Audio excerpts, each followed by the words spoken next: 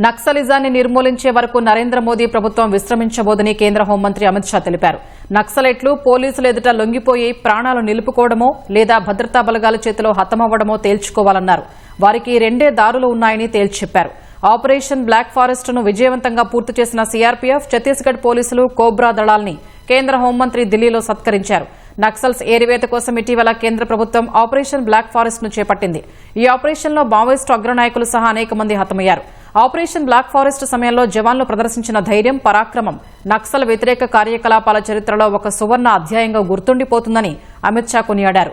వేడి, ప్రత్యేక భౌగోళిక పరిస్థితులు, మందు పాత్రల ప్రమాదాల్ని లెక్క చేయకుండా కర్రెగుట్టలో భద్రతా బలగాలు మావోయిస్టుల బేస్ క్యాంపును విజయవంతంగా ధ్వంసం చేశాయని ప్రశంసించారు.